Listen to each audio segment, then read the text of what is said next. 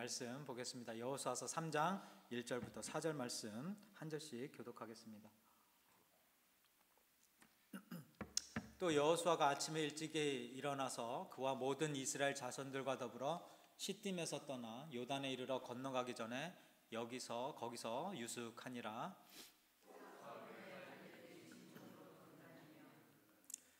백성에게 명령하여 이르되 너희는 레위 사람 제사장들이 너희 하나님 여호와의 언약궤 매는 것을 보거든 너희가 있는 곳을 떠나 그 뒤를 따르라. 그러나 너희와 그 사이 거리가 2000규빗쯤 되게 하고 그것에 가까이 하지는 말라. 그리하면 너희가 행할 일을 알리니 너희가 이전에 이 길을 지나보지 못하였음이니라 하니라. 아멘. 하나님, 오늘 또 하나님 말씀 앞에 섰습니다. 지금까지 우리의 삶이 하나님 앞에 부끄럽지만 이 시간만큼은 저희들을 거룩하게 하셔서 말씀을 전하는 자나 말씀을 듣는 자나 하나님 앞에 합당한 모습으로, 거룩한 모습으로, 선의 모습으로 하나님 말씀을 들을 수 있도록, 또 실천할 수 있도록, 또 아멘으로 화답할 수 있도록 인도하여 주옵소서. 예수님의 이름으로 기도드립니다. 아멘. 아멘. 오늘은 여호수아서 강의 이제 6번째 시간이고요. 제목을 내 앞을 막고 있는 요단강으로 지었습니다. 지난주까지 저희가 여호수아서 2장을 통해서 여호수아가 2명의 정탐꾼을 여리고성에 보내는 내용, 그리고 2명의 정탐꾼과 라합의 만남, 그리고 정탐꾼과 라합이 맺은 그 구원의 언약, 생명의 언약, 이 내용들에 대해서 쭉 살펴보았습니다. 이제 오늘 보게 될 3장부터 5장까지는 여리고성을 정복하기 전에 준비 과정에 대한 내용이 담겨져 있어요. 그러니까 3장에서는 요단강을 건너고요. 그리고 4장에서는 그러니까 요단강이 여기 있으면 지금 여호수아 이스라엘 백성이 여기 시딤, 동쪽에 시딤이라는 곳에 있고, 요단강을 건너서 서쪽으로 가서 이제 길갈이라는 곳에 가서 있다가 밑에 있는 여리고성을 정복하는 그런 내용인데, 지금 그러니까 3장에서는 시딤에서 요단강을 건너는 내용, 그리고 4장에서는 길갈에 도착하기 전에 그 요단강에 12개의 기념비를 세우는 내용이 4장에 기록되어져 있고요. 5장으로 가서는 이 길갈에서 여리고성을 함락하기 바로 직전에 모든 이스라엘 백성들이, 이스라엘 남성들이 할례를 받는 그 내용이 담겨져 있어요. 그리고 6장으로 가서 드디어 여리고성을 정복하는, 함락하는 그런 내용이 쭉 이어져 있습니다. 그래서 6장에서 여리고성이 정복되면서 2장에서 그 두 정탐꾼과 라합이 맺었던 그 생명의 언약이 6장에서 이루어지죠. 그래서 라합과 그의 모든 가족들, 소유가 다 구원받는 그런 내용이 기록되어져 있습니다. 여리고성 정복 전에 요단강을 앞에 둔 여호수아가 가장 먼저 했던 거는요, 역할 분담이었어요. 사역 분담이었다는 것입니다. 여호수아가 이 백성들에게 해야 할 일들이 무엇인지를 지시하는 내용이 오늘 본문 2절부터 5절까지, 제가 4절까지만 읽었는데 2절부터 5절까지 기록이 되어져 있어요. 근데 그 전에, 이 내용을 보기 전에 먼저 우리가 1, 2절을 좀 함께 보면서 좀 묵상 포인트를 함께 공유하면 좋을 것 같습니다. 1절과 2절에 이렇게 기록되어져 있어요. 또 여호수아가 아침에 일찍 일어나서 그와 모든 이스라엘 자손들과 더불어 시딤에서 떠나 요단에 이르러 건너가기 전에 거기서 유숙하니라. 사흘 후에 관리들이 진중으로 두루 다니며. 지금 여호수아와 그의 백성들이 어디에 서 있다고 기록되어져 있죠? 요단강을 건너기 전 시딤에 있었죠. 그러니까 시딤에서 여리고성까지, 그러니까 길갈을 지나 여리고성까지의 그 거리는 그렇게 먼 거리는 아니에요. 근데 시딤에서 여리고성까지 가기 위해서 가는 그 길은 결코 쉬운 길이 아니었습니다. 왜 쉬운 길이 아니었죠? 그 중간에 뭐가 있었습니까? 요단강이 있었기 때문에, 장애물이 딱 버티고 있었기 때문에 쉬운 길이 아니었다라는 거예요. 여러분, 가나안 땅을 정복하기 위해 가장 먼저 넘어야 했던 것은 여리고성이 아니었다라는 거예요.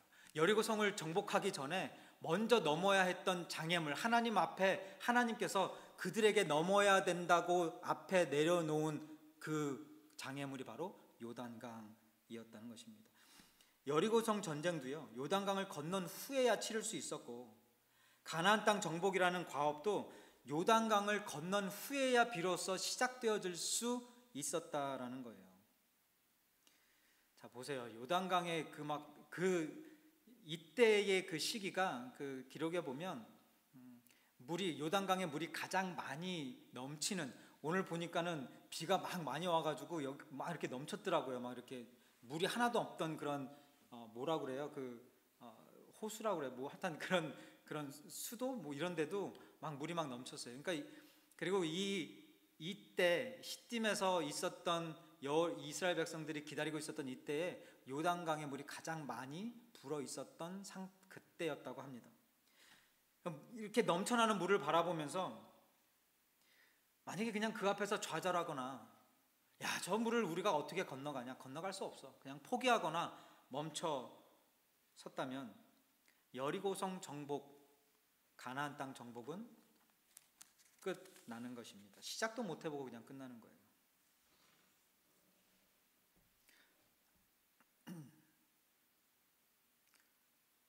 여러분은 어떻게 보이실지 모르겠지만 제 눈에는 지금 저희 교회가 딱 이 요단강을 앞에 둔 시딤에 와 있는 것처럼 보여져요.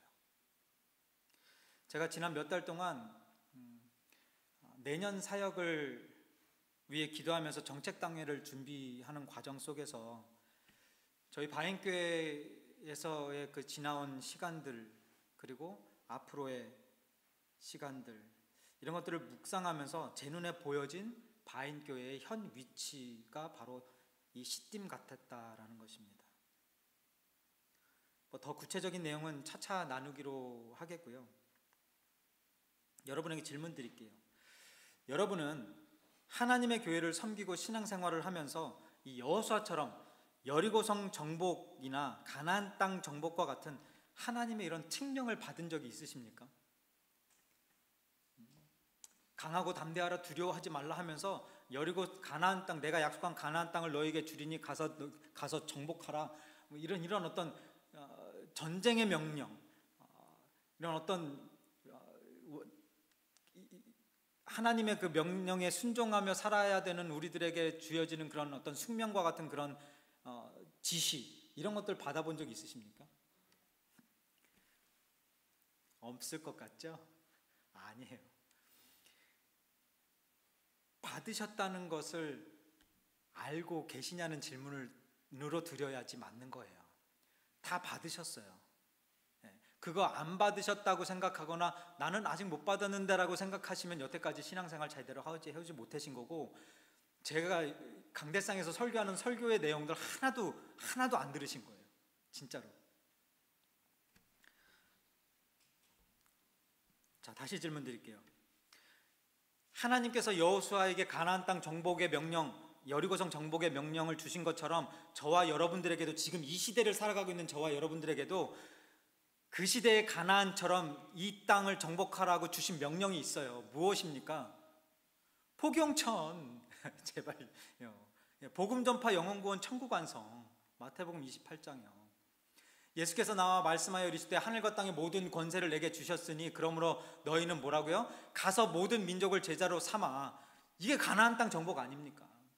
아버지, 아들과 성령의 이름으로 세례를 베풀고 하나님의 이름으로 그 영혼들을, 그 땅을 정복하고 구원하고 내가 너에게 분부한 모든 것을 가르쳐 주기를 하라. 하나님의 말씀을 선포하고 가르치고 볼지어다 내가 세상 끝날까지 너희와 항상 함께 있으리라.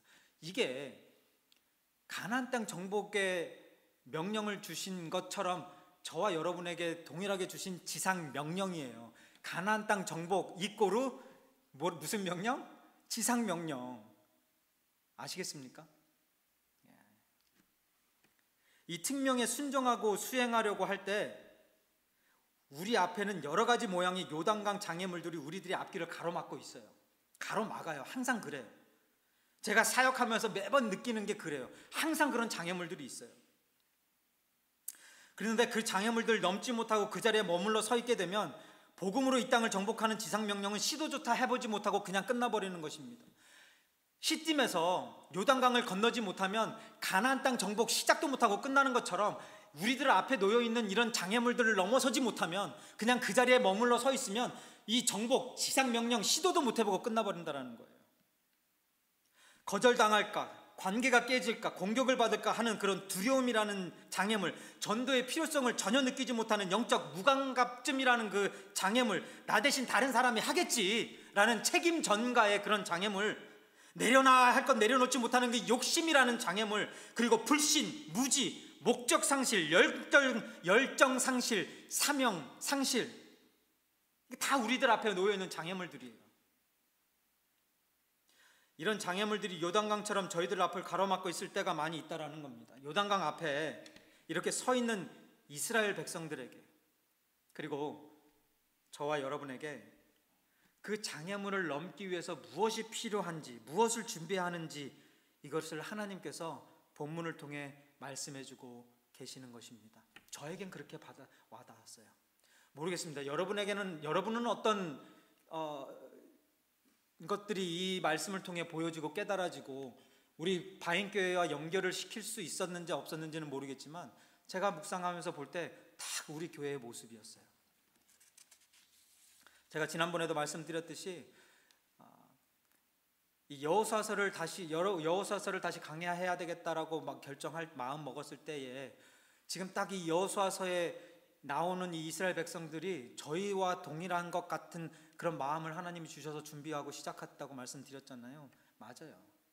지금 어쩜 이렇게 딱 맞아 떨어지는지 모르겠습니다. 조금 전에 언급했지만 요단강을 건너기 위해 필요했던 첫 번째는 뭐였습니까?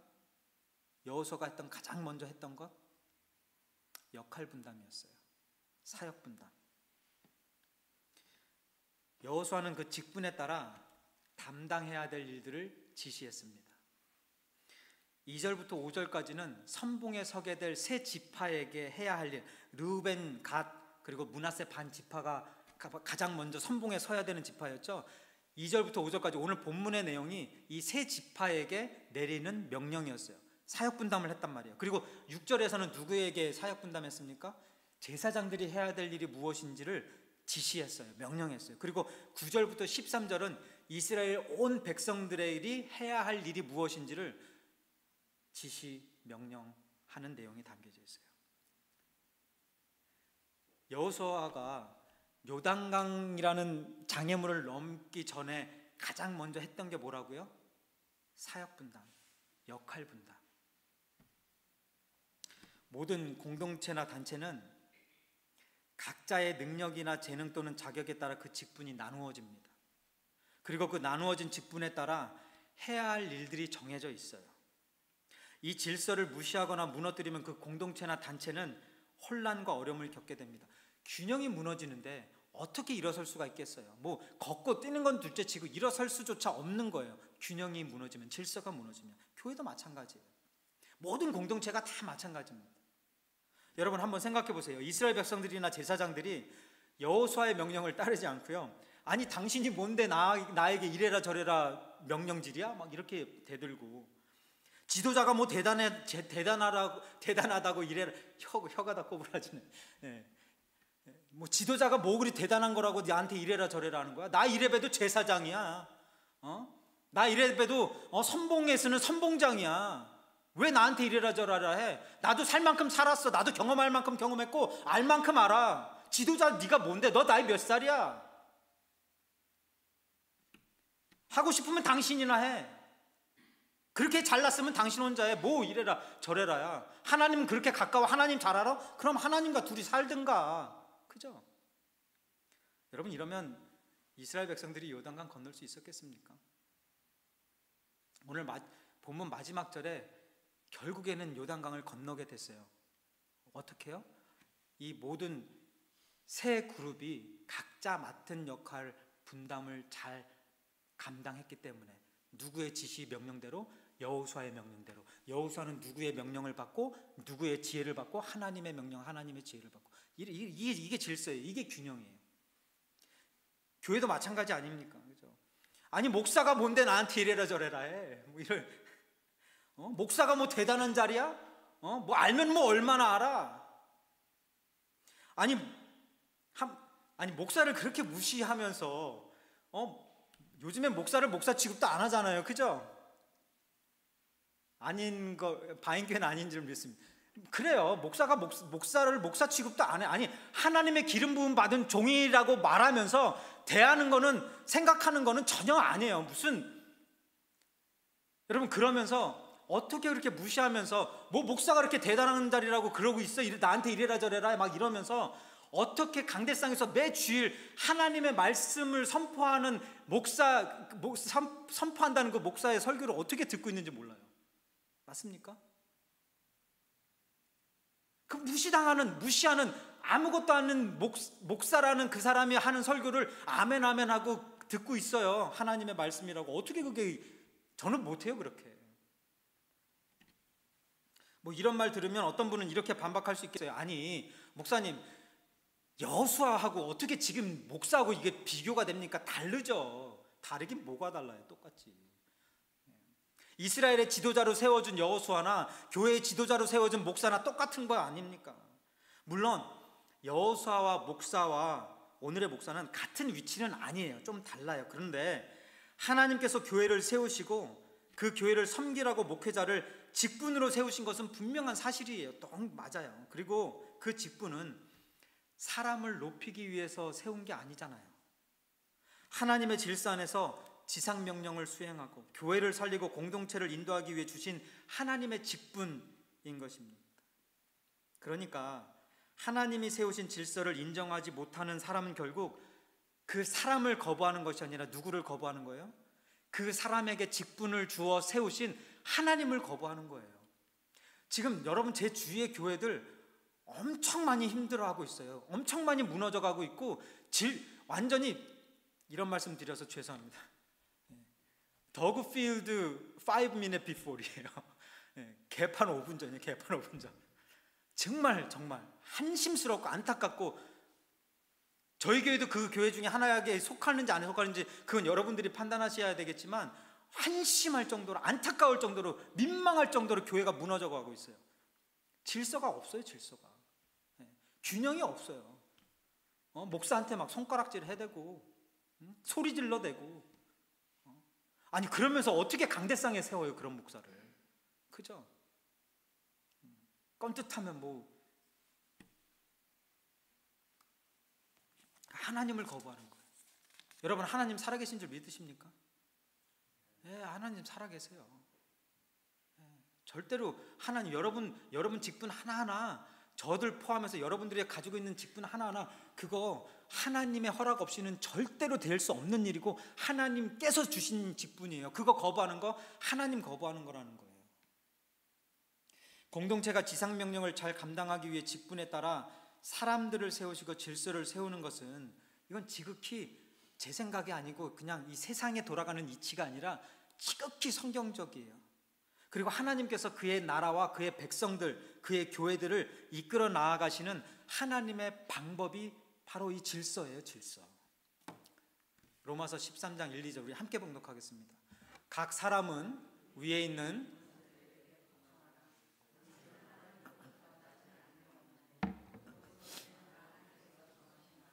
그러므로 권세를 거스르는 자는 하나님의 명을 거스름이니 거스르는 자들은 심판을 자취하니라. 자, 여기서 말하는 것은 세상의 권세들이에요. 네, 그러니까 세상의 권세들에게도 복종하라고 말씀하고 계시는 하나님께서 교회든 하나님의 공동체에 세우신 그 권세, 그 권위, 그 지위, 그 직분 거기에 순종하는 것 당연한 것 아니겠습니까? 그거를 순종하지 않은 것은 뭐라고요? 권세를 거스리는 것은 하나님의 명령을 거스리는 것과 동일하다라고 말씀하고 있어요. 한 절 더 볼게요. 여호수아서 1장 17절 우리는 이스라엘 백성들이 하는 얘기죠. 범사에 우리가 보았던 얘기예요. 모세에게 순종한 것 같이 당신에게 순종하려니요. 이 사람들이 왜 모세에게 순종한 것 같이 여호수아에게 순종을 한다고 이야기하고 있어요? 하나님이 세우신 지도자이니까 그냥 순종하는 거예요. 뭐 대단해서가 아니라 뭐 잘나서가 아니라 아니 모세랑 여호수아 놓고 볼 때 누가 더 똑똑하고 뭐 능력 있고 이런 걸 떠나서 일단 경험도 부족하고 잘 모르는 여호수아이지만 하나님이 세우셨으니까 경험도 없잖아요. 그렇지만 그냥 세우는 거예요. 뭐 전쟁에 승리하는 거 그거 하나님이 하시는 거라고 믿고 세우는 거예요. 그리고 따르는 거란 말이에요. 요단강이 갈라진 것은 여호수아의 능력이 아니라 하나님의 권위에 순종한 여호수아와 공동체 전체에 잘 들으세요. 요단강에 갈라진 것은요 여호수아의 능력이 아니에요. 이스라엘 백성들의 능력, 제사장의 능력이 아니에요. 하나님의 권위에 순종한 여호수아와 공동체 전체의 믿음과 신뢰 그리고 단합과 순종에 의해 이루어지는 기적이에요. 하나님께서 그 요단강을 다시 이야기하면 하나님께서 그 요단강을 건너게 하시려고 저와 여러분들을 여호수아와 이스라엘 백성들 전체를 믿음 안에 신뢰하며 단합하게 하고 순종하게 하며 건너가게 하신다라는 거예요. 그게 하나님의 역사예요. 교회도 마찬가지예요. 목회자라는 그 사람 자체를 따르는 게 아니에요. 목회자를 통해 역사하시는 하나님께 순종하며 나아가게 하는 그 순간에 요단강처럼 앞을 가로막고 있는 그 장애물들을 건너갈 수 있는 겁니다. 그리고 새로운 길을 걸어갈 수 있는 거예요. 새로운 길은 하나님께서 열어주시는 그 새로운 길은 그 장애물들을 넘어갔을 때야 비로소 걷게 되어지는, 누리게 되어지는 하나님의 선물이에요. 여러분, 자, 선봉에 선 세 지파 그리고 제사장 그리고 그 나머지 이스라엘 모든 백성들, 이들에게 각각 임무가 다르게 주어졌다고 그랬죠. 그죠? 그 임무들이 해야 될 일들이, 담당해야 될 일들이 다 각각 달랐어요. 그런데 이 모든 사람들의 각각의 다른 임무들을 수행해야 될 목적, 목표는 어땠습니까? 동일했죠. 하나였어요. 뭡니까? 1차로는 요단강 건너는 거, 2차는 여리고성 정복, 3차는 가나안 땅 정복. 결국에는 가나안 땅 정복이라는 이 목적을 놓고, 그리고 작게는 지금 우리가 시물 앞에서 이 요단강을 건너자, 이 공통 분모를 가지고 각자 맡은 일을 열심히 잘 감당했다라는 겁니다. 교회도 각자의 맡겨진 직분과 책임은 다 다르지만 같은 공통 분모를 가지고 있어야 교회가 장애물을 넘고 지상 명령을 수행하면서 견고하게 교회를 세워나갈 수 있는 거예요. 저와 여러분들이 각자 다 다른 직분과 다른 임무, 다른 책임을 가지고 있잖아요. 그죠? 뭐 설교, 피아노 반주, 뭐 찬양 인도, 뭐 또 기도, 뭐 여러 가지 섬김의 일들 다 달라요. 그런데 이 모든 일들의 동일한 공통 분모는 뭡니까? 저와 여러분들의 복용전, 지상명령, 영혼구원이에요.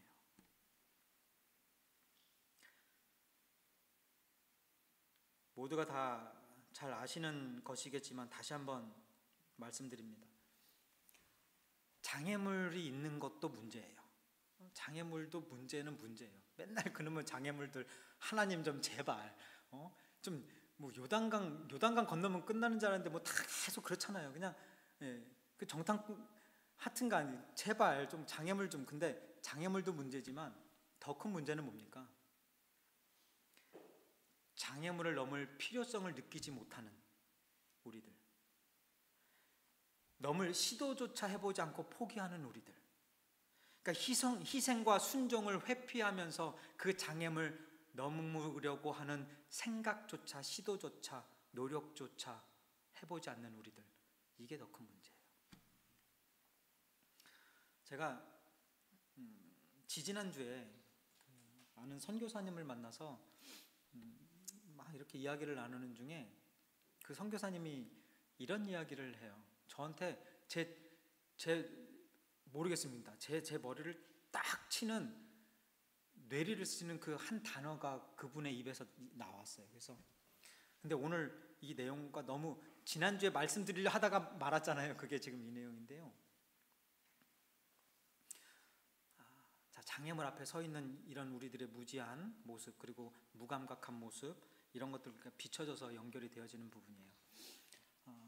그분은 저희 교회에 와서도 설교를 했던 분이에요. 여러 번. 이스라엘 선교도 많이 다니시고 누군지 아시겠죠? 그분인데 오랜만에 만나서 같이 식사를 하면서 그분이 뭐 박사학위도 있으신 분이에요. 근데 한국 대학교에 그 한국에 살고 있는 이민자들이란 이방인들, 그러니까 다른 나라 사람들을 대하는 한국의 문화, 그리고 그들이 이 한국 땅에서 어떻게 이민자로 살아가느냐 이런 것들을 다루는 클래스가 하나 있어서 이거 너무 재밌겠다. 워낙에 그 이방인들이나 어떤 그런 것들에 관심 많으신 분이니까 이거 참 재밌겠다 해서 수업을 들으셨대요. 돈을 내고 박사가 있는 박사님이심에도 불구하고 대학교에 있는 그런 수업을 하나 그냥 들으셨대요. 근데 그 수업을 듣는데 그래서 한국도 왔다 갔다 하고 할 텐데 돈도 많이 들었어요. 근데 이걸 이렇게 듣는데 그 과정이 너무 재미가 없다는 거예요. 자기가 생각했던 기대했던 그거와 너무 이게 미치지 못해서 너무 재미가 없다는 거예요. 근데 돈은 냈으니 그 클래스를 안 갈 수도 없고 심심해도 그냥 앉아 있는 거예요. 그러면서 그 선교사님이 이렇게 이야기해요. 내가 그 클래스를 듣는데 그냥 이수를 목적으로 앉아 있어. 저는 이 이수라는 단어에 제 마음에 확 와닿았어요. 왜 그런지 아십니까? 진영아, 네가 지금 사역하고 있는 이게 혹시 지금 선교사님이 그 클래스를 이수하려고 그냥 앉아 있는 것처럼 그런 이수의 느낌으로 사역하고 있냐? 바인교회야. 지금 바인교회가 가고 있는, 서 있는, 그리고 하고 있는 이게 그냥 이수하는 느낌으로 그냥 하루하루 한 주 한 주 그냥 보내는, 그러니까 돈은 냈으니까 아까우니까 하는 것처럼 어쩔 수 없이 앉아 있는 것처럼 뭐 등록했으니까 뭐 이 교회 다니기 시작했으니까 또 어차피 교회는 어디는가 다녀야 되니까 그냥 이수하는 느낌으로 이렇게 앉아 있냐? 이렇게 바인교회가 나아가고 있냐? 서 있냐? 여러분 생각 어떠십니까? 이 이수라는 단어를 가지고 엄청 많이 묵상을 하고 있어요. 그 후부터.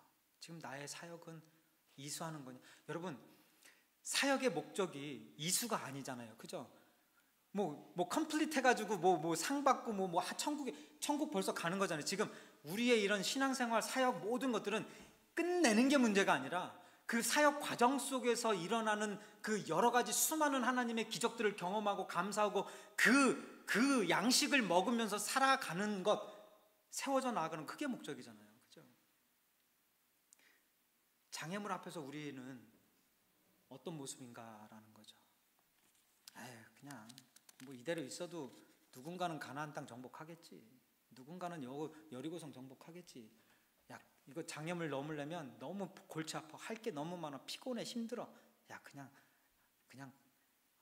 이렇게 있다가 천국이나 가자. 그냥 이수하고 이수를 목적으로 있다가 천국이나 가자. 여러분, 예수님께서도요, 저와 여러분을 구원하시기 위해서 건너야 했던 아주 많은 여러 가지 장애물들이 있었습니다. 예를 들면 사탄으로부터의 그 세 가지 시험도 있었고, 바리새인들, 서기관들, 제사장들의 핍박도 있었고, 막 여러 가지가 있었어요. 근데 그 여러 가지 장애물들 중에 예수님 앞에 놓여져 있던 가장 큰 요단강이 무엇이었을까요? 바로 십자가였어요. 십자가. 그 십자가라는 요단강을 건너가시려던 그 예수님의 뜻을 헤아리지 못했던 많은 사람들 중에 특별히 이 사람, 예수 그리스도의 그 십자가의 그 장애물을 넘으려고 했던 그 예수님을 알아보지 못하고 깨닫지 못하고 그 길을 막으려 했던, 그래서 예수님께 꾸지람을 들었던 사람이 있죠. 누구였습니까? 베드로였어요. 오랜만에 다시 한번 보겠습니다. 마태복음 16장 21절부터 24절입니다. 이때로부터 예수 그리스도께서 이제 때가 되니까 예수님께서 자기가 예루살렘에 올라와 장로들과 대제사장들과 서기관들에게 많은 고난을 받고 죽임을 당하고 제3일에 다시 살아나야 할 것을 제자들에게 비로소 나타내시니 십자가의 그 사명, 내가 이제 십자가라는 장애물을 건너야 된다라는 걸 이야기했더니 베드로가 예수를 붙잡고 항변하여 이르되 뭐요? 주여 그리 마옵소서, 일이 결코 주께 미치지 아니하겠나이다. 요단강 건너려고 하는데 갑자기 누구 나타나서 여호수아여 요단강 건너시면 안 되옵나이다. 요단강 건너다가 물에 빠져 죽습니다. 이런 느낌이잖아요. 그랬더니 예수님께서 뭐라고 얘기하세요? 사탄아 내 뒤로 물러가라. 너는 나를 넘어지게 하는 자로다. 요단강이라는 장애물을 넘지 않게 하는 것, 십자가의 장애물을 넘지 못하게 하는 그것이 바로 자신을 넘어지게 하는 자다. 그 가야 될 길을 막는 자들은 결국 우리를 넘어지게 하는 자다라는 거예요. 내가 하나님의 일을 생각하지 아니하고 도리어 사람의 일을 생각하는도다.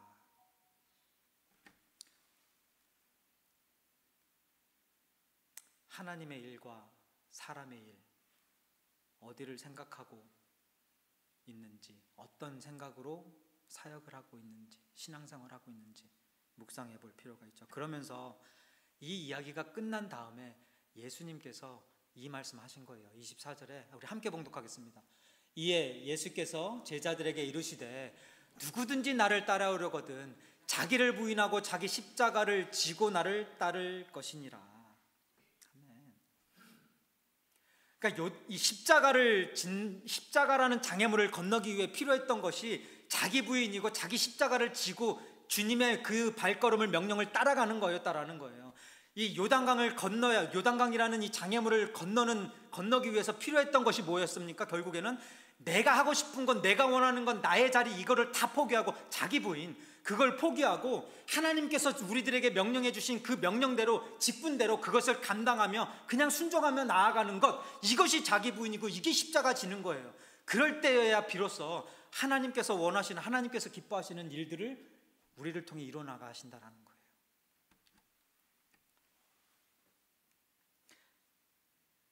장애물보다 더 큰 문제는 결국 주님을 전적으로 신뢰하지 못하는, 그리고 목적을 제대로 파악하지 못하는 나 자신인 것입니다. 이제 여호수아가 선봉에 서게 될 세 지파에게 내린 명령들이 어떤 것인지 알아보겠습니다. 여러 가지가 있어요. 세 가지인데 그 중에 한 가지만 오늘 좀 보도록 하겠습니다. 3절입니다. 백성에게 명령하여 이르시되 너희는 레위 사람 제사장들이 너희 하나님 여호와의 언약궤 매는 것을 보거든 너희가 있는 곳을 떠나 그 뒤를 따르라. 언약궤는 여러분도 잘 아시겠지만 법궤 또는 증거궤 이렇게 불려져요. 출애굽기 25장에 보면은 나오는데요. 길이가 2.5 규빗, 그러니까 한 113cm라고 합니다. 이렇게 보니까. 그리고 넓이가 1.5 규빗, 그래서 68cm 이렇게 되어져 있는 거예요. 그 언약궤가 무엇을 의미하냐면, 어떤 상징을 가지고 있냐면 하나님의 임재, 그리고 하나님의 말씀, 언약, 권능, 이런 것들을 상징하는 것이 언약궤입니다. 특별히 하나님의 임재를 상징하는 것이 언약궤고요. 또한 그 안에 있는 세 가지의 성물이 있었죠.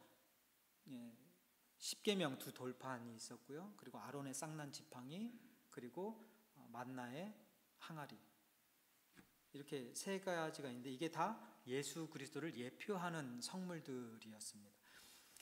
십계명 두 돌판은 말씀이 육신으로 이 땅에 오신 예수님을 상징하는 것이고요. 그리고 아론의 쌍난 지팡이는 이 땅에 온전한 대제사장으로 오신 예수 그리스도를 예표하는 것이고, 그리고 만나는 이 땅에 우리의 양식, 영의 양식, 이 말씀으로 오신, 말씀 자체이신, 생명의 떡이신 예수 그리스도를 상징합니다. 그러니까 이 언약궤라는 것은 그냥 하나님 자체라고 보시면 됐어요. 그 당시에 이 언약궤가 요단강을 건널 때도 등장하고요, 여리고성을 정복할 때도 등장합니다. 중요한 순간마다 계속해서 이 하나님의 임재, 예수 그리스도가 예표하고 예수 그리스도가 보여주고 있는 이 언약궤가 계속해서 등장해요. 지금 여호수아는요, 요단강을 건너가게 될 이스라엘 백성들에게 하나님의 임재와 인도하심을 상징하는 언약궤를 뭐 하라고요? 따르라고 명령을 하고 있어요. 하나님을 따르라, 하나님의 말씀을 따르라, 하나님의 인도하심을 신뢰하라, 하나님을 의지하라, 이런 의미인 것입니다. 좀 전에 보았던 마태복음 16장 24절에서 예수님께서 말씀하신 것처럼 누구든지 나를 따르려거든 자기를 부인하고 십자가를 지고 이런 것들을 하는 목적이 무엇이었어요? 예수님을 따르기 위한 거였어요. 언약궤도 우리가 이렇게 다 각자의 삶에 맡은 바 모든 일들을 준비하면서 하는 모든 것도 결국에는 언약궤를 따르는 것, 하나님의 인도하심을 따르는 것이 그 목적인 거예요. 하나님께서 왜 그의 임재하심과 인도하심의 증거인 언약궤를 따르라고 말씀하셨는지 그 이유가 4절에 기록되어져 있습니다. 우리 4절 함께 봉독하겠습니다. 그러나 너희와 그 사이에 가까이 하지는 말라. 그리하면 너희가 행할 길을 알리니 너희가 이전에 이 길을 지나보지 못하였음이라 하니라. 왜 언약궤를 따르라고 했다고요? 그 길을 지나보지 못한 길이었기 때문에 하나님이 먼저 가고 그 하나님의 뒤를 이어 따라오라라고 말씀하고 계시는 거예요. 우리 눈앞에는 매일매일 새로운 길이 열려집니다. 이렇게 보면 뭐 해 아래 새 것이 없다, 이거는 이 전체적인 이야기고요. 우리 매일매일 삶을 보면 그냥 어떻게 보면 똑같은 것 같아요. 그냥 매일 눈 감고 눈 뜨고 눈 감고 눈 뜨고 뭐 하는 일 아무것도 없는 것 같지만 이게 자세히 구체적으로 들여다보면 하루하루가 매 순간순간이 다 새로운 일이에요. 새로운 길을 걷는 거예요. 예. 제가 초등학생 아들을 키우는 것도 처음이고 중학생 아들 키울 때도 처음 걷는 길이고 고등학생 아들을 처음 길이고 제가 바인교회 3년 전에도 3년 전에도 처음이었고 지금 7년 됐는데도 7년 된 지금도 저에게는 처음인 거예요. 7년 된 바인교회를 섬기고 있는 오늘과 내일 처음이에요. 여러분 매일매일 만나는 것 같지만 여러분도 다 다르거든요. 어제가 다르고 오늘이 달라요. 다 새로운 거예요. 다 다른 거예요. 그 새로운 길을, 잘 알지 못하는 길을, 이전에 지나가 보지 못한 길을 걸어가는 이스라엘 백성들에게, 그리고 저와 여러분들에게 지금 하나님께서 언약궤를 따라야 되는 이유를 말씀해 주고 계신 거잖아요. 하나님을 의지하고 하나님만을 따르고 하나님께 순종하여야 되는 이유를 말씀해 주고 계신 것이잖아요. 왜? 우리는 알지 못하기 때문에, 무지하기 때문에, 도대체 어떻게 가야 되는지, 어디를 가야 되는지, 어떤 식으로 나아가야 되는지 전혀 알지 못하고 있기 때문에 하나님께서 직접 우리들에게 약속하시고 말씀하시고 먼저 그 길을 가시면서 우리에게 나를 따라오라 라고 말씀하고 계신다는 거예요. 본문 3절에 보니까 백성들이 언약궤를 막무가내로 아무렇게나 따라 나서는 게 또 아니더라고요. 제사장이 언약궤를 매는 것을 뭐하거든? 보거든, 눈으로 보게 되어지거든, 그때야 비로소 언약궤를 따라가는 거예요. 하나님을 따른다라는 그 의미가요, 자신이 가고자 하는 길을 그냥 아무렇게나 막 간다라는 그런 뜻이 아니다라는 이야기예요. 제사장이 언약궤 매는 것이 보이는 순간이 바로 내 발걸음이 옮겨지는, 첫 발걸음이 옮겨지는 그 시작이 되는 순간이라는 거예요. 신앙생활이 아무렇게나 아무 때나 막 이렇게 움직이는 게 아니다라는 그런 말씀입니다. 아무나 따르는 것도 아니라는 거예요. 뭐 이 사람이 좋은 말 했으니까 이 사람 말 따르자, 저 사람 말이 좋으니까 저 사람 말 따르자, 아니에요. 저희들 눈에 뭐가 보일 때? 언약궤가 보일 때, 하나님의 인도하심이 확실하게 보일 때, 그때 불구덩이라도 들어가게 되는 거고 어디든 가게 되는 거예요. 아무런 의심과 두려움 없이 그냥 가는 거예요. 백성들이 제사장의 어깨에 메어진 언약궤를 보게 되는 것처럼 저와 여러분도요, 하나님의 그 강한 인도하심, 그 언약궤와 같은 그 임재하심, 그걸 보게 될 때가 있어요. 보게 되시길 바랍니다.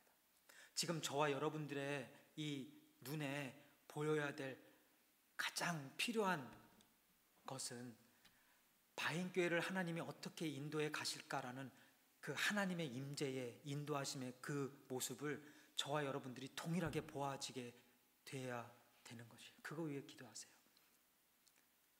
우리 운영위원회도 정책당회를 준비하는 과정 속에서 과연 우리 바인교회 앞으로의 10년 후에 10년 앞으로의 우리 바인교회의 모습 어떻게 이어나갈 것인가. 지금 우리들 앞에 있는 이 장애물들은 어떤 것이고 그 장애물들을 뛰어넘기 위해서 우리가 어떻게 준비해야 되고 어떤 마음가짐을 가지고 어떤 일들을 행해야 되는가. 이거 준비하시면서 정책당회도 저 혼자 준비하는 거 아니잖아요. 그죠? 그거 준비하세요. 그 같이 보아야 돼요. 하나님께서 하나님의 뜻이라면 같이 보게 하실 거고, 만약에 그게 아니라면 저 혼자만 내 상상이 혼자만의 생각일 수도 있겠고, 하나님께서 그 같은 시각으로 이스라엘 백성 전체가 다 뭐를 보았다고요? 언약궤를 보았어요. 그때 움직일 수 있는 거예요. 그게 모두가 다 그걸 보지 못하면 절대 움직일 수 없는 게, 절대 넘어설 수 없는 게 요단강이라는 장애물, 십자가라는 장애물, 자기 부인이라는 장애물, 두려움이라는 장애물, 무감각증이라는 장애물들이라는 것입니다.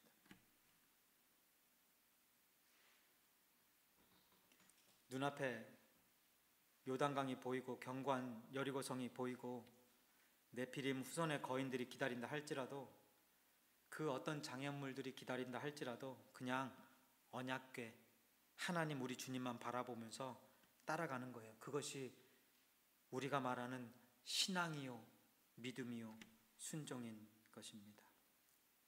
이제 말씀 마무리 짓겠습니다. 여러분, 아까도 말씀드렸듯이 제 눈에는 지금 바인교회 앞에 요단강이라는 큰 장애물이 놓여져 있어요. 동일하게 그 장애물이 보여지게 되기를 간절히 소망하고 기도합니다. 물론 여러분 각각 개개인마다의 장애물들이 놓여져 있겠죠. 근데 이 공동체라는, 바인교회라는 공동체 앞에 놓여져 있는 공통된 장애물들이 놓여져 있다는 거예요. 제사장이 맨 언약궤를 보면서 언약궤를 따라 요단강을 건너갔던 여호수아와 이스라엘 백성들처럼 저와 여러분도 주님의 인도하심을 보면서 그 뒤를 따라, 누굴 따라요? 언약궤 하나님의 인도하심을 따라서 믿음과 신뢰, 단합과 순종으로 이 요단강이라는 장애물, 저와 여러분들 우리 바인교회에 놓여져 있는 그 장애물들을 멋지게 한번 넘어가 보고, 그 후에 준비하신 하나님이 준비하신 새 길, 가나안 땅 정복, 그거 누리며 살아가게 되는 지상명령 순종하는 저와 여러분 되시길 주님의 이름으로 축원드립니다. 기도하겠습니다. 하나님, 오늘 이 시간도 다시 한번 하나님 앞에 기도합니다. 하나님께서 저에게 보여주신 이 장애물들이 저에게만 보이는 장애물이 아니길, 만약에 이것이 하나님께서 보여주시는 장애물들이고 우리가 가야 될 길이라면 우리 모두에게 동일하게 보여질 수 있도록 성령님 역사하여 주옵소서. 예수님의 이름으로 기도하옵나이다. 아멘.